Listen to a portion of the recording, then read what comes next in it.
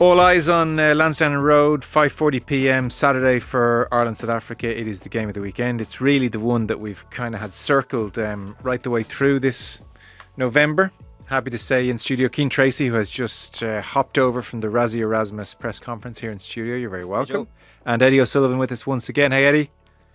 I'm good, Joe, thanks. Our rugby coverage with thanks to Energia. They sponsor our rugby coverage and rugby in Ireland at all levels. Grassroots with the Energia AIL. They are official energy partner to Leinster, Connacht, the Irish men's and women's teams. And their Rugby for All initiative welcomes everyone of all abilities to participate in the game.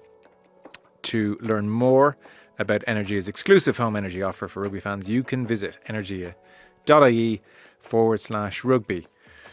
Well, Ireland team is in. It was well signposted in all the papers. 4 changes from the Australian game. So Mac Hansen, subject to being fit, by the way. There's talk if he can't make it, Jacob Stockdale will step in. But Mac Hansen, as things stand, very much named to play at 15.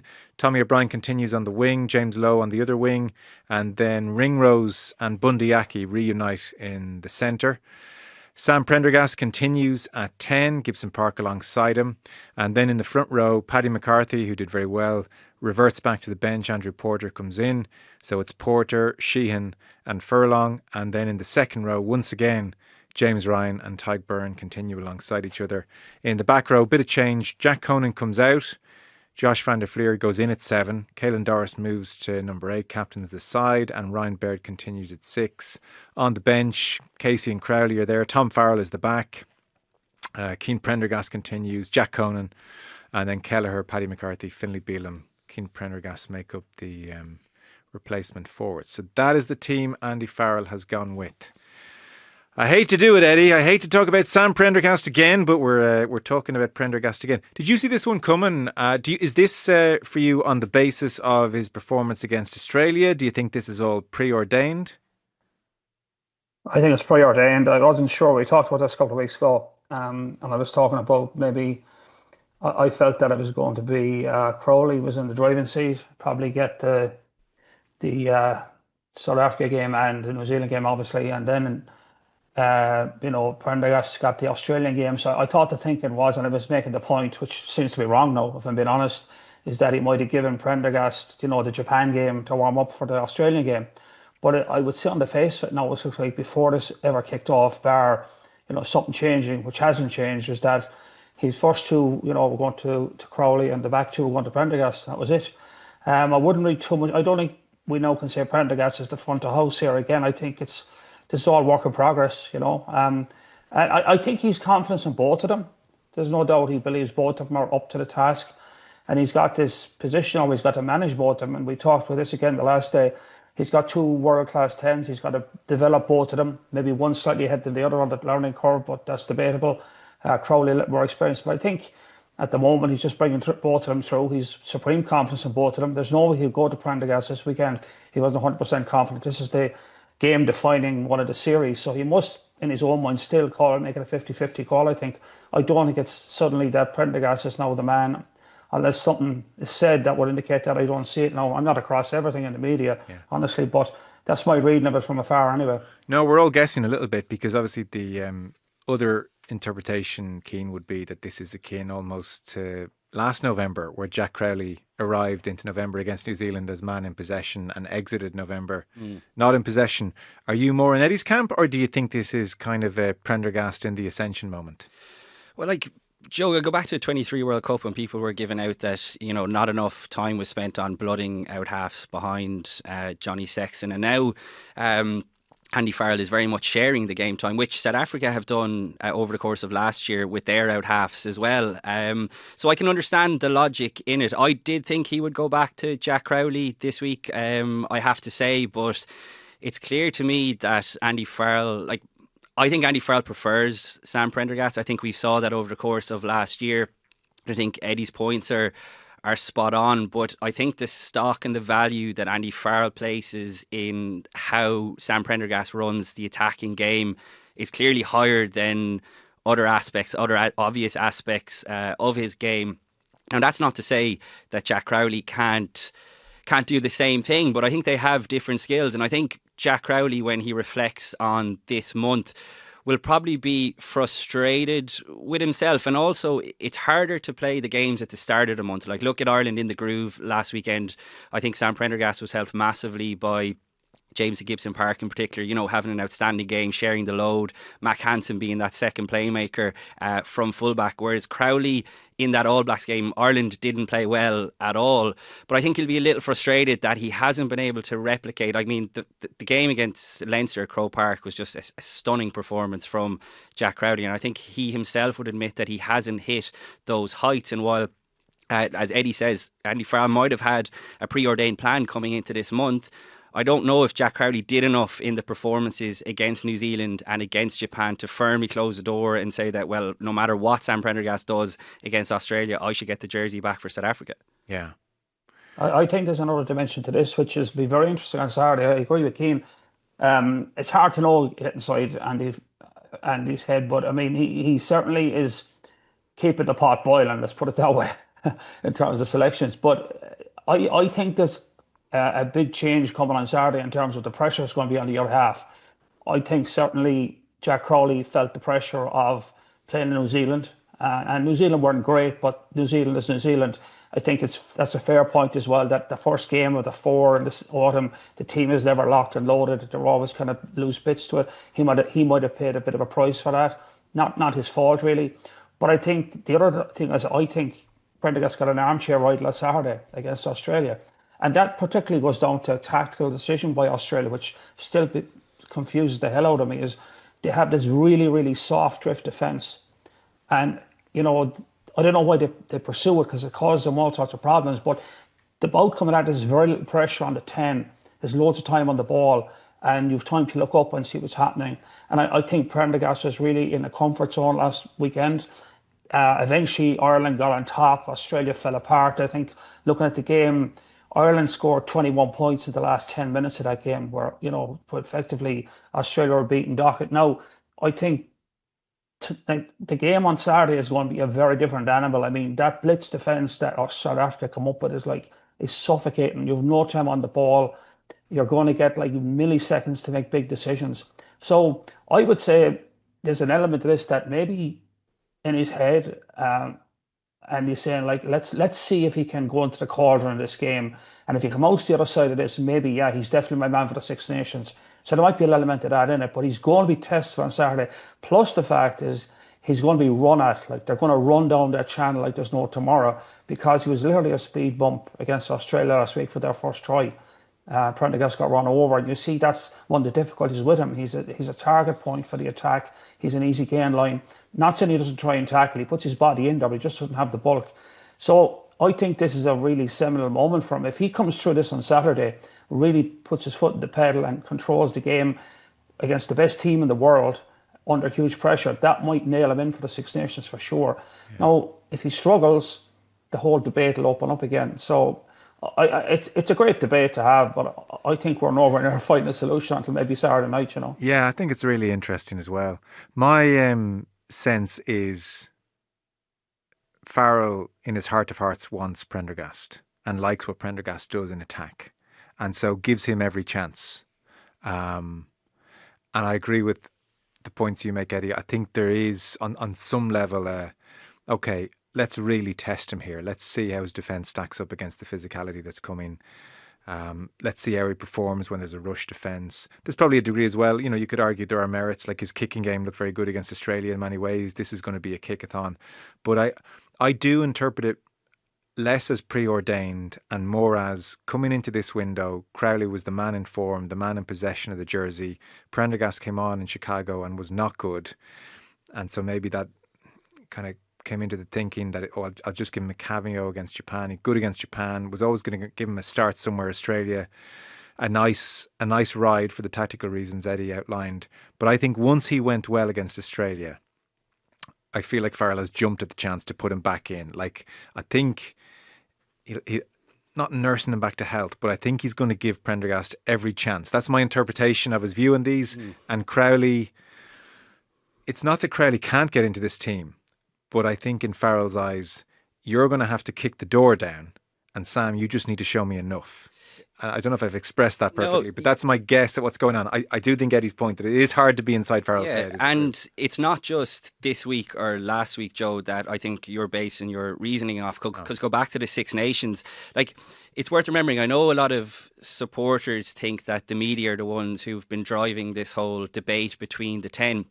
But let's not forget that Andy Farrell was the one driving the hype train when he decided to fast track Sam Prendergast at a time when Jack Crowley had led Ireland to last year's Six Nations after Johnny Sexton had retired. It's Andy Farrell has been the one pushing him front and centre. And it's fascinating to me that a former man of steel, a hard man, rugby league kind of guy who is a defensive man at his core. I know he runs the Ireland's attack now, but in his core of cores, heart of hearts, he is a defensive man.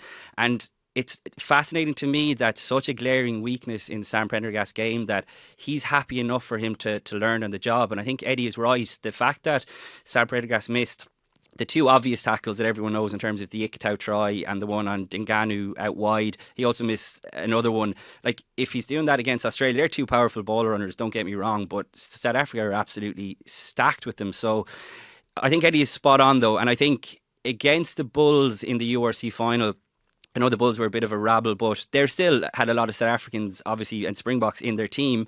But I thought Sam Prendergast stood up quite well to that challenge. And it was so disappointing that he wasn't able to build on the big hit. I know his technique wasn't great, but the hit he made on James O'Connor early on to force the knock-on kind of goes back to Eddie's point that he is putting his body there. But there's other times when you're kind of wondering, just the way he enters the tackle zone, how much he actually wants it. But to me, to go back to the point, it's fascinating that Farrell is happy for him to learn on the job when there's such a glaring weakness. It is funny. Maybe if Farrell was coaching the defence and not coaching the attack, you might see it differently. Eddie, I'll give you a final word. I mean, if it sounded there like I was criticising Farrell, I really wasn't. He has been vindicated in plucking Gibson Park. He's been vindicated in a week of training with Mac Hansen. You're my guy. This guy knows a player. And ultimately, and you would appreciate this, you might have liked Humphreys and you might have liked O'Gara. You just got to pick someone at some point. Sure. And I think your point is well made that in his heart of hearts, he probably wants Prendergast to come through. I think, and we do see Prendergast has that. I talked with him at length here last year, I think, about the ability to have that extra second or half second on the ball to make these beautiful plays. And when he's in the zone and he's on the horse and he's comfortable, he can pull the strings really well. And I think he's ahead of Crowley in that department for sure. The defensive one, Crowley certainly is going to stack up on that matchup. But I do think you're right. I think in his heart of hearts, Andy Farrell wants Prendergast to be the man. But I think he's smart enough too. He has to play it out and make Prendergast prove his case. And I think that's a really fair comment that this is the weekend where he's handing Prendergast a jersey saying, listen, kiddo, this is it now. You've got to prove it. And you steer us through this on Saturday. You're in the pole position for the Six Nations. So it's intriguing stuff to talk about for us rugby geeks. But it really is intriguing where we're trying to tread this. But I do think there's a lot of truth in that he in his heart of hearts, he does want Prendergast. And I can see why. Yeah. I can see why that is the case. Not least, next match away in France, Six Nations hanging on it. So if you wanted preparation for France away, South Africa at home is pretty good, isn't it? Yeah. Rest of the team, fellas, pretty much as you might expect. Hard to quibble with much there.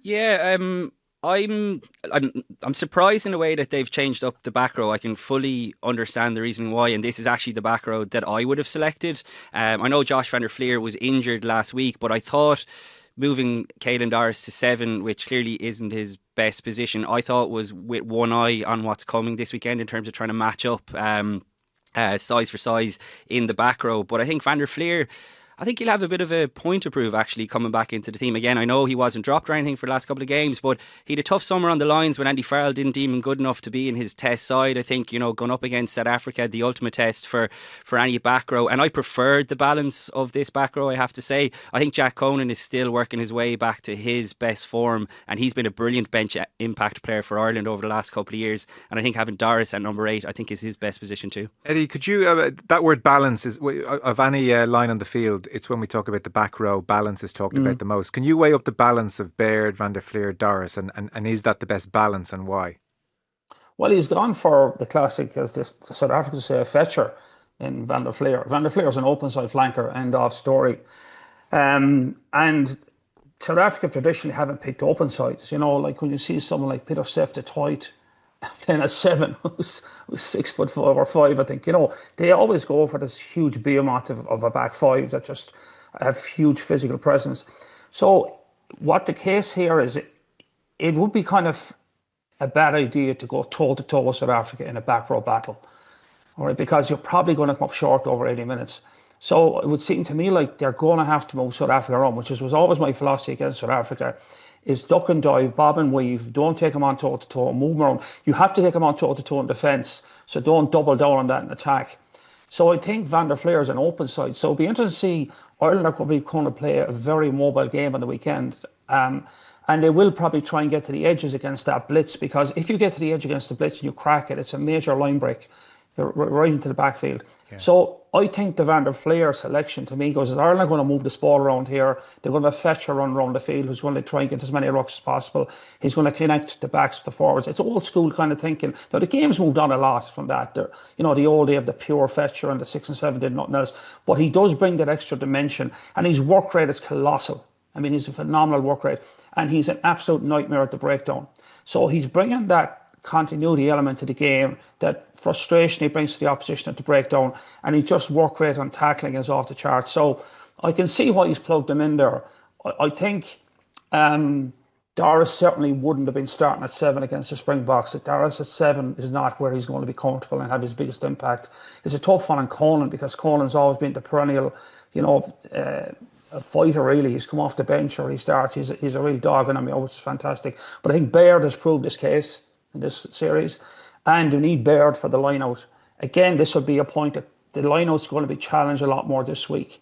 Like, they have much more height. Like, at the end of the day, Doris and Van der Fleer are not line-out real options, classic line-out options. We've got Baird, Byrne and Ryan. We're very good, but South Africa have more shots there. So the line-out come under pressure again now, which had a really good day out last week for the first time in a while. Yeah. So that's another interesting dimension to it. But I don't think he was ever going to, if he's going to move the ball around, he needs Van der Fleer there, and he needs Van der Fleer's work rate around the field. Okay. And the rest of the team, fine by you?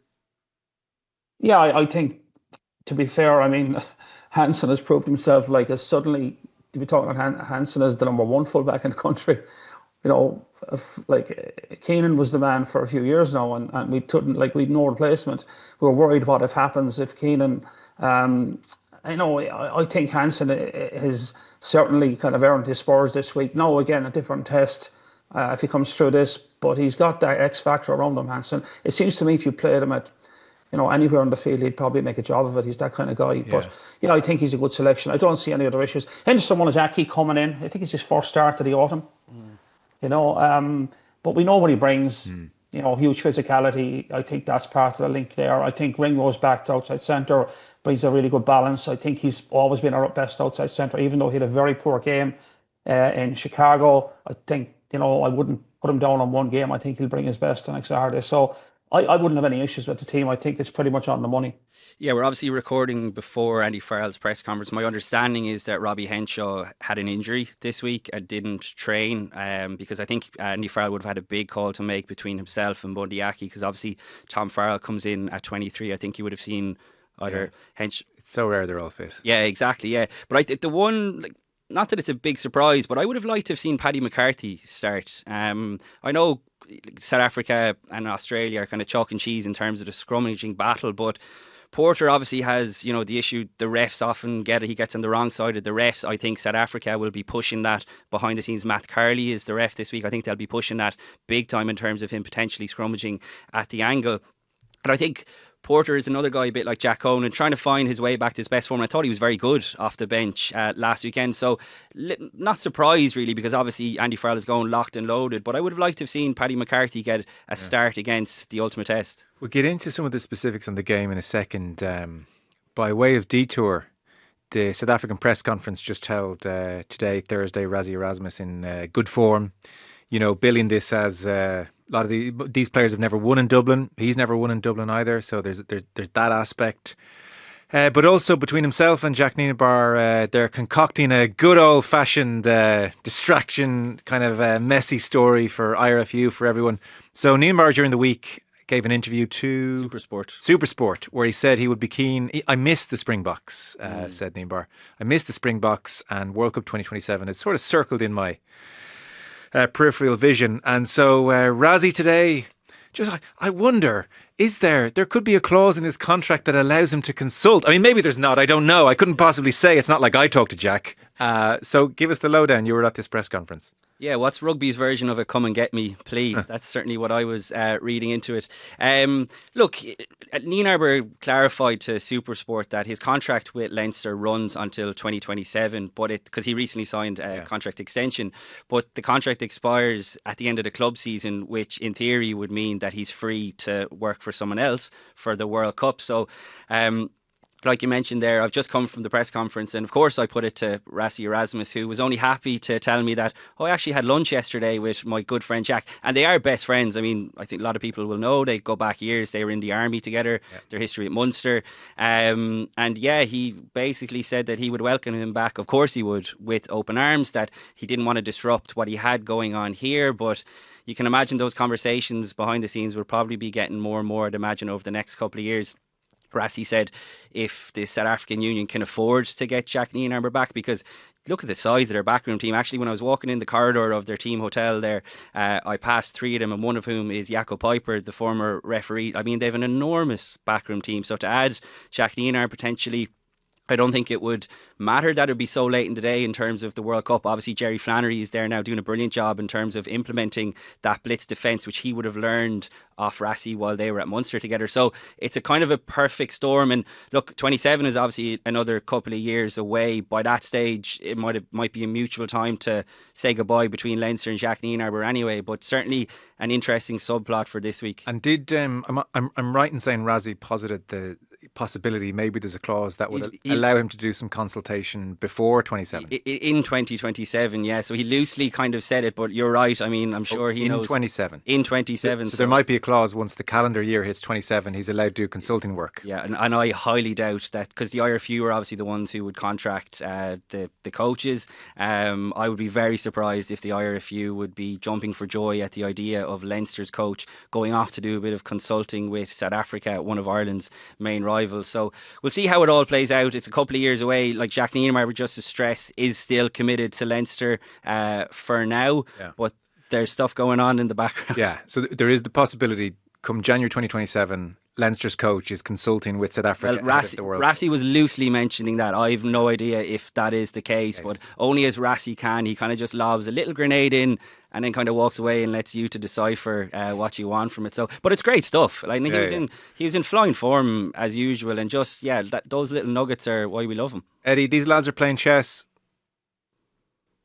Yeah, I guess they are. But just on the Nienaber thing is, I mean, I don't know if anyone's come out and said it, but it's like Leinster haven't blown the world away since Nienaber came in.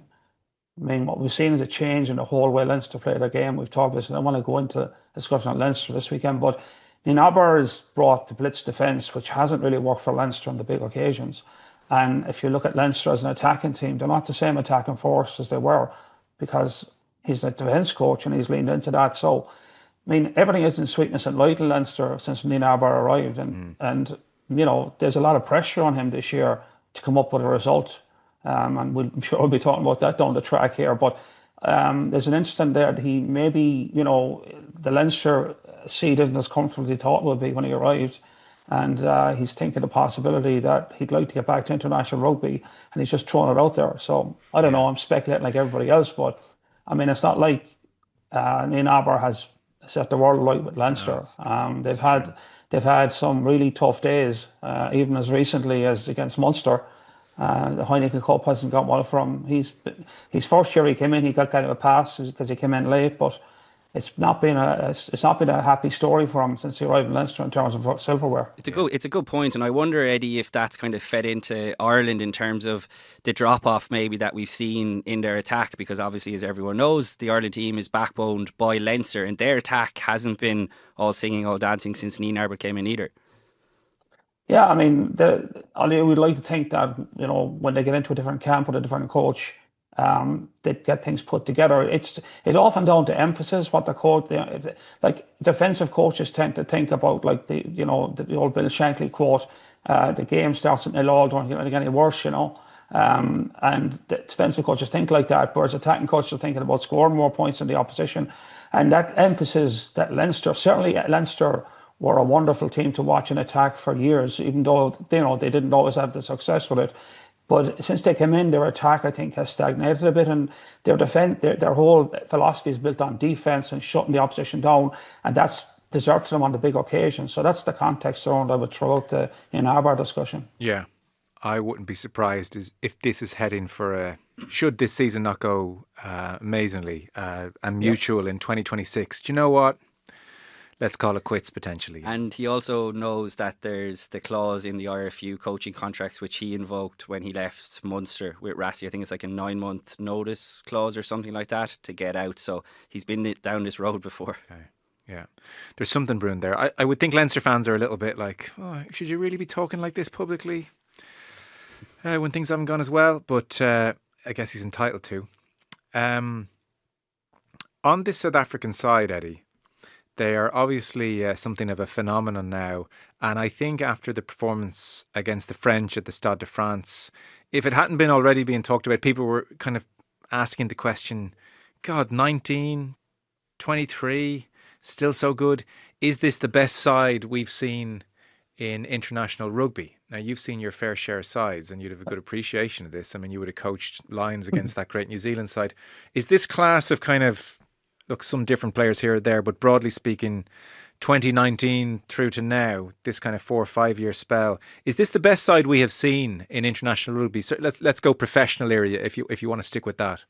Yeah, I think it is actually, and I think there's been a kind of a development along the road. I think, Rassie Erasmus has managed to get this team in a really sweet spot, and that's a lot of coaches do that. The trick is keeping them there for so long. So there's been a number of shifts. I think one for me is that he knows he's got a lot of talent available to him. South Africa are a conveyor belt of talent in terms of physicality, size. You just look across their team; they're colossal. Play a very physical brand of rugby. He's changed that in a number of ways. Well, the one thing he changed is the culture as well. There was a documentary about the World Cup, the first World Cup, the one I think was, if I'm not mistaken, It was very interesting insight where he talked about picking the best players to get on the team. So he's creating this environment where you had to be the best to get on it. And he made a very interesting point I thought was very, very interesting to me was he said the best rugby player may not get on the team. It's because if he's an asshole, okay, he shouldn't be on the team. And he got this across that it wasn't just about rugby. It was about how you carried yourself in the team off the field. So he created that image for the players that it just wasn't enough to be the best rugby team. Very interesting, I thought. And suddenly that pulled the team together as a group, I think. They all saw the bigger picture, what representing the Springboks. Very, very smart. So the second thing he's done then is he's not afraid to drop people and change things. So the competition is insane for positions. Absolutely insane. And it's like back in the days, people forget, remember the All Blacks when they were like, even in the amateur era, I think it was, that if you lost your All Black jersey, you never got it back. You never got picked again. If you got dropped from the All Blacks, that was your last cap. Because there's a guy took your shirt and he never gave it away. There was a famous guy played in the centre for New Zealand called Joe Stanley through the years. This tough guy. And he played more games injured than you can imagine because he knew the first game he missed, Joe Stanley was never getting picked again. So Rassie has created this environment as well where it's not enough to be the best rugby player, but there's so much competition. Now, every time you walk onto the field, you've got to produce your 100% best performance as a Springbok. Or, who knows? Now, the other thing that's changed here, I think, for me, watching the team, is Tony Brown. Tony Brown has come in and started to reconstruct their attack. Now, Tony Brown was a fantastic fly half. I watched him play. You could tell the guy had a brilliant rugby IQ, understood back play, understood. So he's come in. And for him to shift the Springboks out of this traditional north-south, run over the top of you, rugby into that combination where they're starting to do both. They're starting to create this capacity to run over you, run through you, run around you. And he's got this blend going, which is very, very hard to defend. He's really made more use now of, they've always had these big ball carriers in the midfield and pace up wide. And he's managed now to combine that physicality and width on the game. So I think Tony Brown's been a huge factor in this. For Erasmus to bring him in and give him that control to tell Springboks, we're now not going to play like we used to. We're going to still do what we do well, but we're going to do other things as well. We're going to expand our game. So he's created this environment, when you think about it in summary, is that he has this understanding of what it is to be a Springbok. You don't have to be the best player, but you have to be the best Springbok, which is a bigger picture. Your life as a Springbok can be very short if you don't produce your best performance every day. And we're going to play slightly differently with this new guy, Tony Brown, is going to show us how to do it. That's, for me, is the big shift. Now, there is one fly in the ointment here, and it's the number 10 shirt.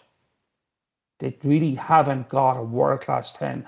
Like, they're still playing around with Andre Pollard, Manny Libok, and Mngomezulu, right? Now, none of them are really at world-class level. I mean, Pollard is a kicking out half. I mean, Razzie would probably admit that he made one of the greatest calls of his life to bring Andre Pollard in for a hooker in the last World Cup.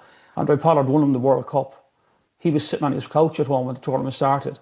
So that is the big fly in the ointment. And ironically for Tony Brown, must be a head record for him, you know, because he was such a good out half. Yeah. He doesn't have a world-class I have. Manny Libok is you know, hit and miss kind of guy, and he's not a great kicker. So that is, if they can find a fly half for the next World Cup, you'd have to say it's tune up for second place. And what's because he's generally just being celebrated at the moment in Sasha Feinberg-Mngomezulu. What is the shortcoming there, in your opinion? I think it's game management. He's probably the guy they're hoping will come through. That's why, you know, this weekend is a big weekend for him. I mean, he's starting here this weekend. So, like, I think he's still unproven. I'm not saying he can't be the guy. I think he could be the guy.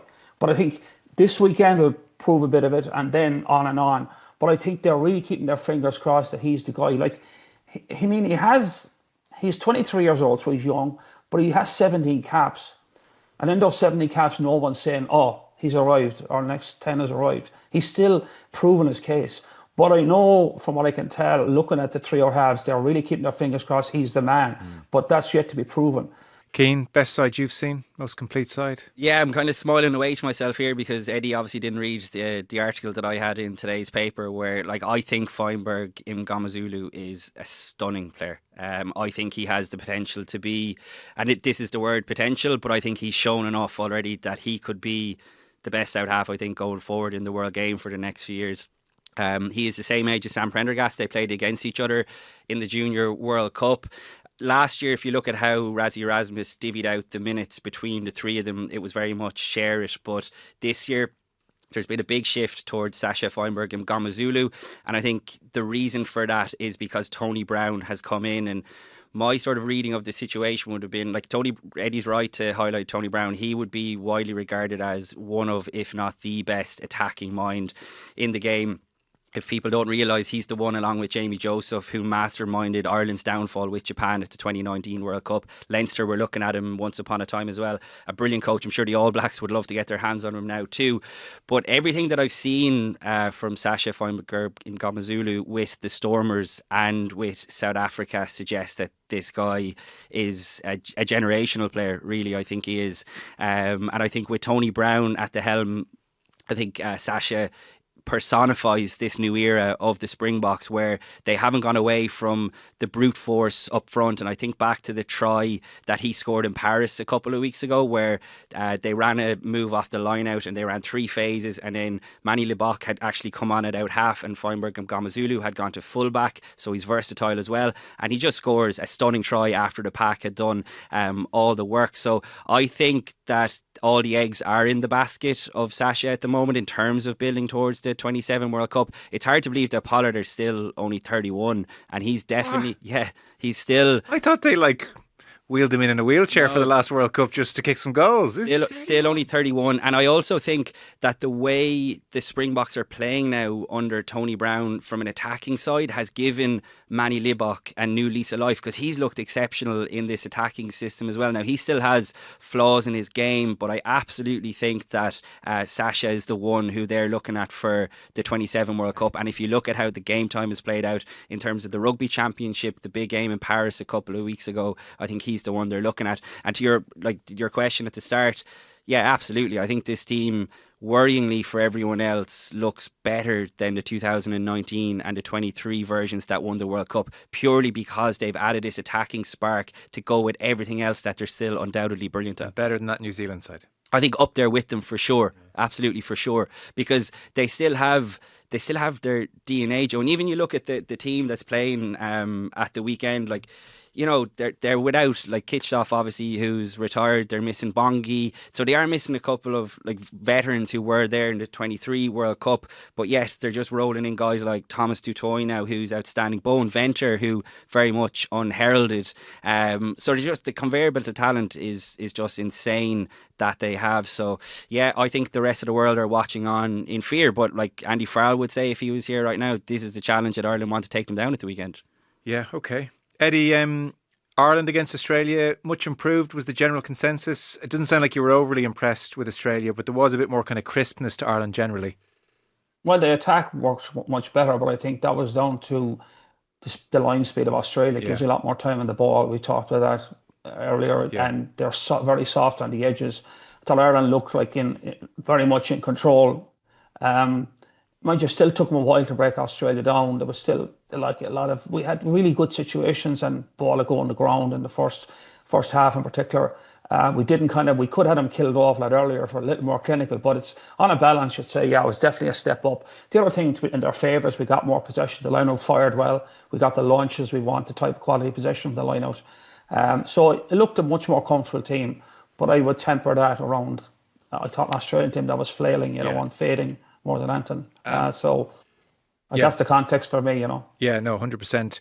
South Africa average 36 kicks per game. They are, they're lethal everywhere, but they're lethal in the air. And then I suppose, Eddie, we talked a couple of weeks ago when Johnny Sexton gave that press conference and kind of painted the picture from England 2019, escort lines to the law change. And he almost said, look, we're on the case.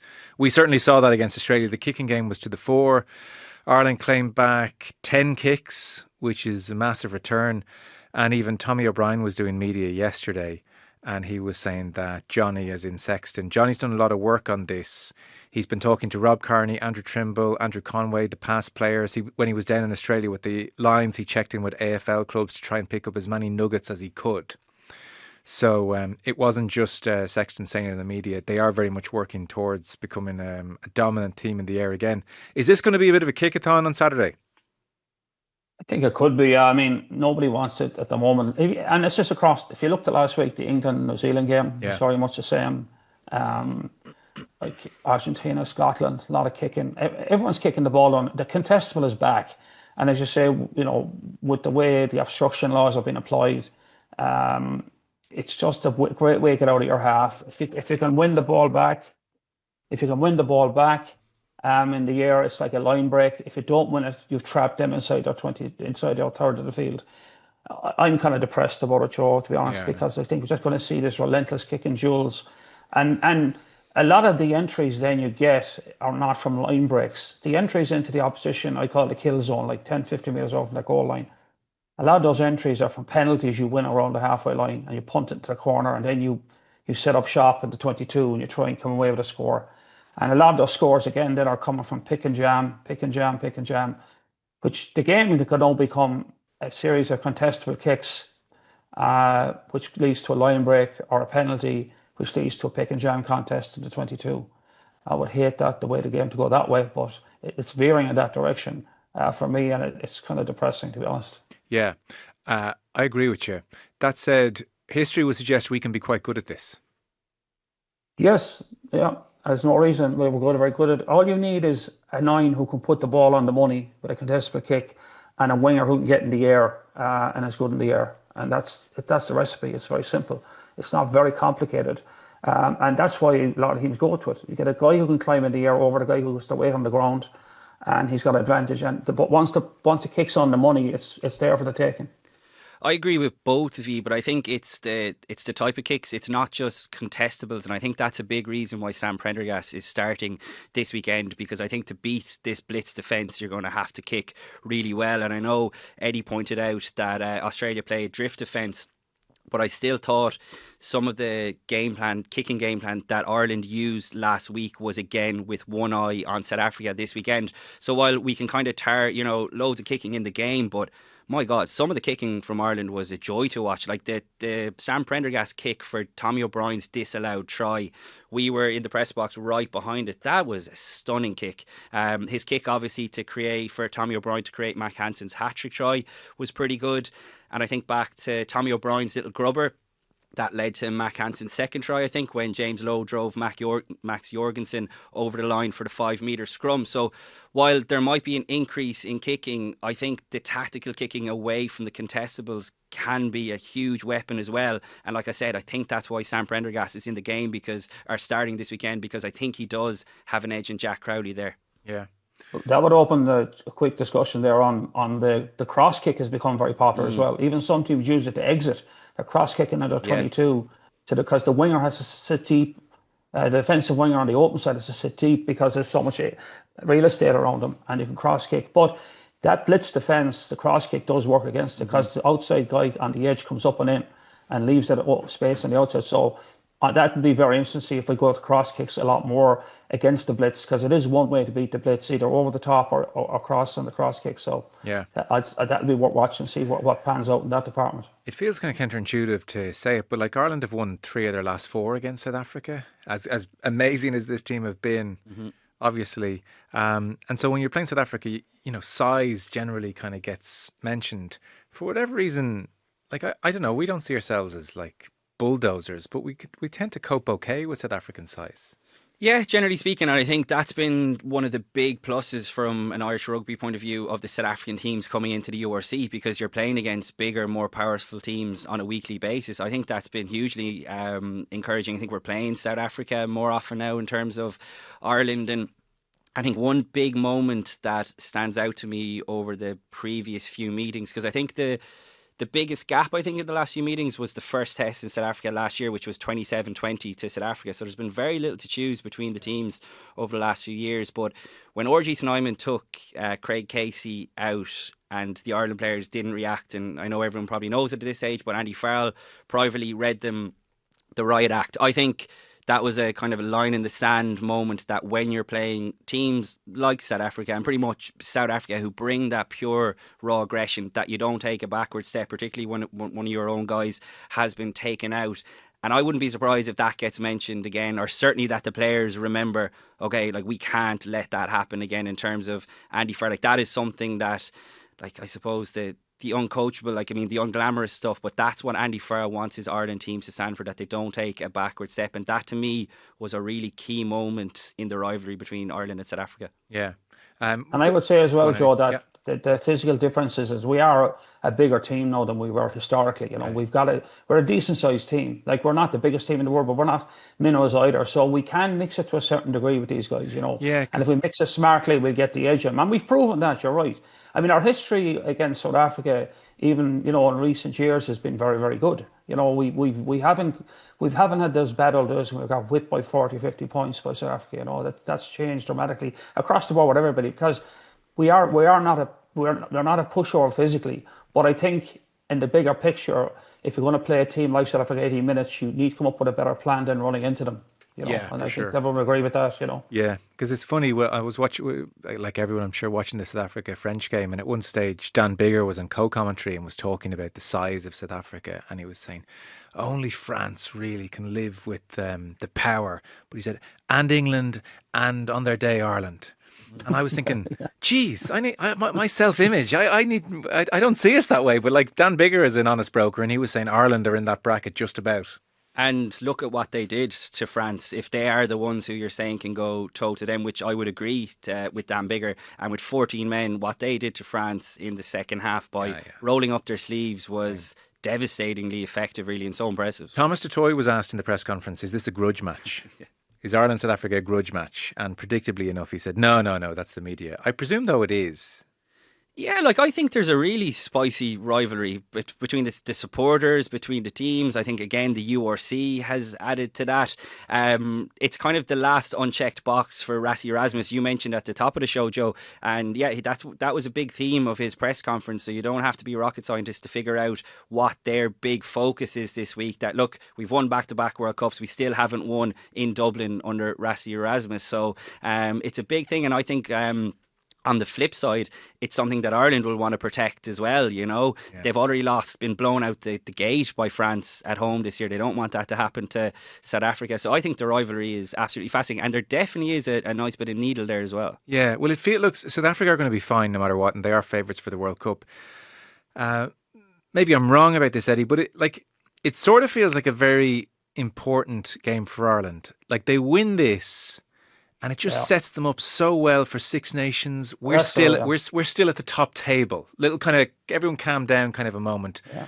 No, that's what I was going to say next. Yeah, because the reason when you go into test games, teams always look for something to hang their hat on. This is the reason we need to win this game. Because you always need to win, but you need a little edge. And like for Rassie to win in Dublin is kind of what they're probably going to hang their hat on this weekend. And establishing themselves as no hiccups for the World Cup. But for Ireland, it's a massive game because if this game goes south for us, then it colours the whole autumn international season.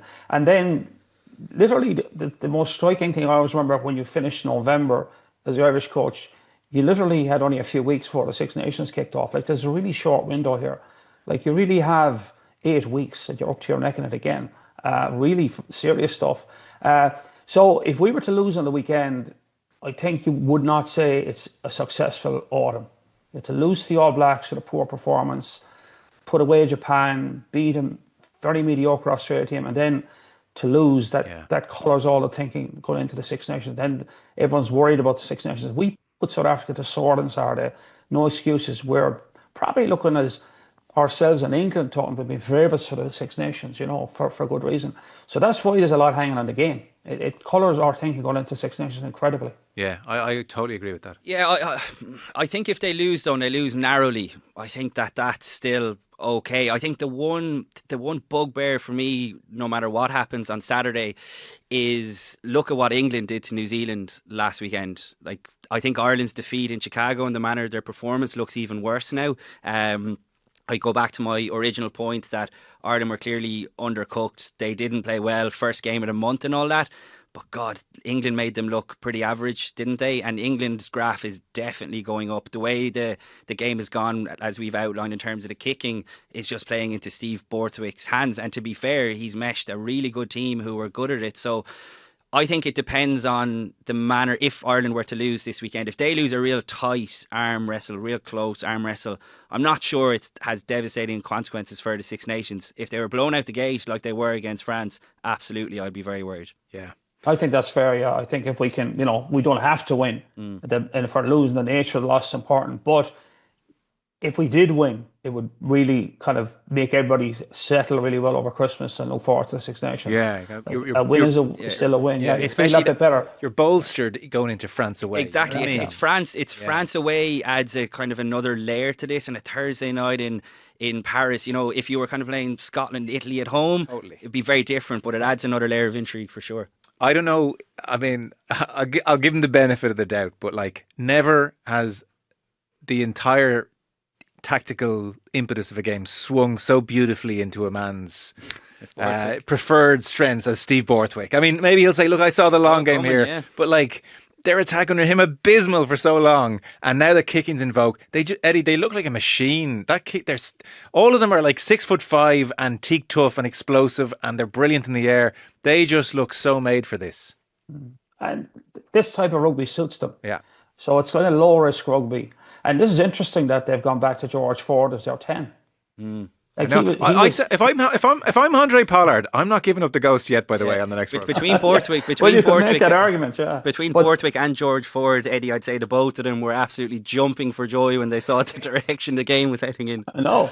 But it's class, though, isn't it? George Ford is a fantastic 10.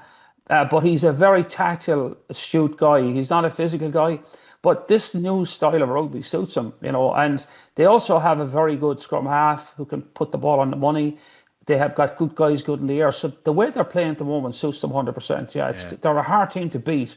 They put huge pressure on you, but it's a very simple game plan and it's working well for them. It is. Now, to be fair, I think New Zealand are going through a crisis that has been coming for a while as well. Okay. There is a crisis brewing in New Zealand that has been like in the offing for the last probably 6-8 months, So that's the context of that. But I have to say, like New Zealand or England are in a good place at the moment. They have a game plan that works for them, and it's very hard to beat in the way they're playing at the moment. Yeah, very. And Ireland are going to Twickenham as well. It's worth pointing out. So Twickenham in Paris, Six Nations. Yeah, it just feels like it feels like cup rugby, as well. It's the even year. It's the even year. You always get the two big ones away. So then, give me predictions, fellas, for Saturday. Who wants to put their neck out? I feel South Africa win. Yeah, I do. I just think they're in a much better place. They have pretty much settled on what they want. They know what they're about, and they have the wind in their sails at the moment. Like the wins they've had, particularly in Paris, would have bolstered them. I think we're not proven yet. I think this is why it's such a big game for us. If we were to win, it would prove a lot of things that are back settled. But I just feel for Saturday, it's probably a bridge too far for us at the moment. But I still think it'd be a tight game. I'd be surprised if it's not still in the hopper with 10 minutes to go. But I think South Africa will edge it. That'll be my take on it. Yeah, I'd agree. I mean, they're clear favourites for a reason, not just because they won the last 2 World Cups, they won the Rugby Championship. It's the style of rugby that they're playing. But all that said, even allowing for that it was a tired Australia team, they didn't play that well. I liked a lot of what I saw from Ireland last weekend in terms of how crisp their handling was, how crisp their passing was. A big thing for me as well was, and I think will be hugely important on Saturday, is how well Ireland started the game against Australia. They went into the 14-0 lead. I know they got pegged back, which they'll be frustrated with. But Ireland at their peak under Andy Farrell in 22, 23, their calling card was starting fast, racing out of the trap, setting up an early lead. And I think if they can do that again this weekend, you'd hope that they've kind of got back into their mojo. It's easier said than done, obviously. But just in terms of their passing, I think how well Sam Prendergast played in attack, as we've outlined, I think he has all of the tools to unlock this blitz defence. If he can withstand his own defence, that's going to be a big issue as well. But they're clear favourites for a reason. But I'd agree with Eddie. I wouldn't be surprised if Ireland pushed them very close. Okay. Just before we go, I want to give the floor to Eddie O'Sullivan. He sent us on, if Eddie Jones wants to go into journalism, he can. The man can write, you know what I mean? So he's just talking about the refereeing borderline crisis at the moment. It's Matthew Carley, by the way, on Saturday at the Aviva. So some of what Jones is talking about, he starts off by reflecting on the weekend's action, and he says in Japan's game, 93 minutes of pitch time, 41 minutes ball and play, 52 minutes were stoppages. And he says further, across all the games at the weekend, there were 61 TMO interventions, a combined stoppage time of 170 minutes. The only way of describing that is bloody absurd, he writes. We saw 14 yellows, 2 reds, 1 full, 1 20-minute upgrade from a yellow. That, in my mind, is simply too many interventions, and the cards are having a quantum effect on the way the game is being played. He talks about slow motions being completely unfair. Like, it goes on in, various kind of angles. For instance, I also have a big issue with the perception of the term leading with the shoulder. What crap? You can't make a tackle without leading with the shoulder. It's a ridiculous notion. He said, we are searching for perfection in the most complex of sports, and that is unrealistic. Eddie, I suspected you sent that on to not tell us you disagree with what Eddie Jones is talking about somehow. I think I have to agree with him. I think he's on the money on most of it. I think the tackle thing, I've always had this problem with them. Like, you have to tackle with your shoulder. And this idea that you weren't wrapping is nonsense. As long as you don't tuck your arm, it's not a shoulder charge. It's not a chicken wing tuck. And that's a shoulder charge. So they're looking at slow-mos where a guy makes contact with the shoulder. His arms are, extended but not wrapped. And they're calling that a no-wrap tackle. That to me is a tackle. Sometimes you can't wrap in time. You have to hit first, then wrap. If you coach a kid how to tackle, all right, what you say is you hit, wrap, drive in that sequence. So the wrap doesn't always happen at the moment of impact, plus the fact you can't always wrap a guy. But as long as your arms are up, the intent of wrapping, it shouldn't be called a no arms tackle. And he's right about that. And as long as the shoulders are tucked, and that should be cleared up very quickly. The other thing I would say is, he makes a good point, and I won't go on too long about this, is effectively the slow-mo situation, the TMOs coming in.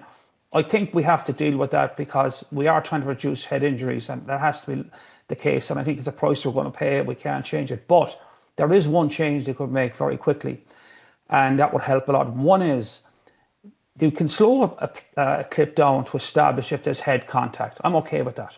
Is there head contact or not? And if there is head contact, then watch it again in real time. I think watching it in slow motion like really almost forces the referees to card the guy. If you watch some of those clips in real time, you can see how instantaneous it is, how unintentional it is, and it's not that bad after all. And I think he's right about that if you want to slow it down to establish head contact, fine. But once you've done that, then look at it again in real time and say, is that really your reason I want to send the guy to the bin? And it goes back to a point I made, Joe, a few weeks ago. They've got to start refereeing this in the spirit of the law and not the letter of the law. And the worst one this year for us was Tyburn in Chicago. Under the letter of the law, all right, no arms tackle, wrapped, contact with the head, red card, good luck. Right? Absolute crap. If you look at that in real time, it was an accident. There was no injury. Tyburn was trying to get out of the way practically. So that's where the law is an ass. It's when you apply the letter and not the spirit. So they have to start thinking about the spirit of the law more and stop watching endless slow motion replays to make decisions. And I think Eddie Jones is right on a lot of that. Yeah. Here. Yeah, it's so difficult to sport in so many ways. And all those TMO and interventions, 61 of them. In what is, and I take Eddie's point, there's a price that has to be paid, unfortunately, when it comes to stuff around head injuries. But with TMO stuff, it's not just head stuff. Like in a game that is so stop-start anyway, in a game where they deliberately kick the ball out of play anyway, it can be a very frustrating viewing experience. There's no doubt. And when you're trying to sell it, good luck selling it to America. I know American football is stop-start, but there are days you're watching a game and there's just zero flow to it, unfortunately. Yeah, and whatever about stopping the game, but it's stopping the game and then not coming to the correct conclusion, because I don't think it's been a great month, and I know it's a very difficult job that all the officials have, but I don't think it's been a great month. Eddie rightly highlights the Tyburn one, but South Africa would highlight Franco Mostert last week when it was never a red card really, and it's overturned, isn't it? It's been rescinded, but Rassie said at the press conference today, which I don't know, was it a bit of saltiness, because I would imagine that Mostert would have come back into the 23, that because it dragged on until Wednesday, basically, that it was too late and they wanted to pick their team. So South Africa would have a gripe against that. Interestingly, just as we were recording, the verdict on the appeal against Lou de Jager's red card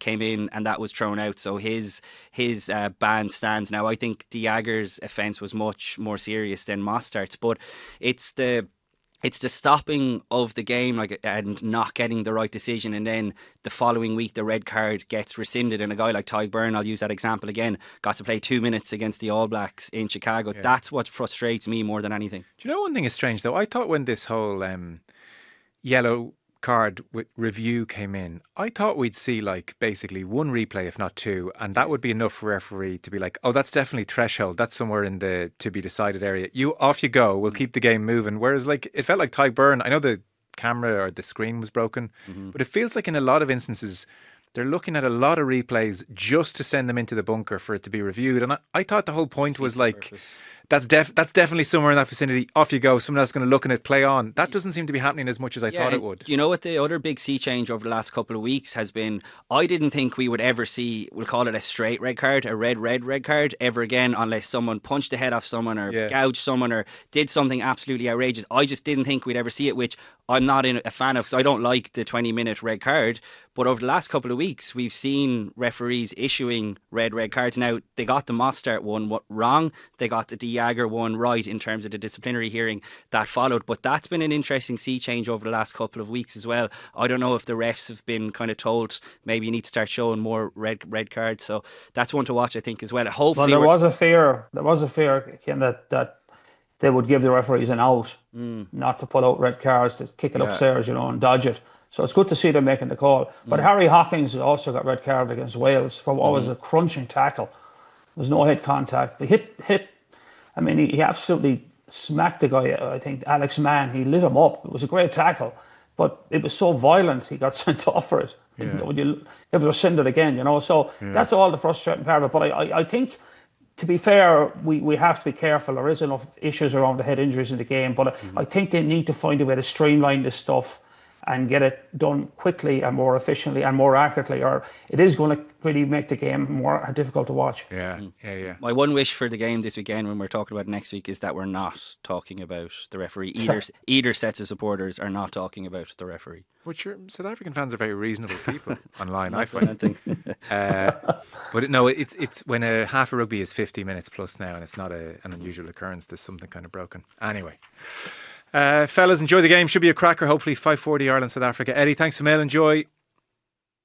And Cian, Tracey, you'll be with Sinead Rudd on the Full Time Whistle with the podcast on Saturday evening, which I will look forward to.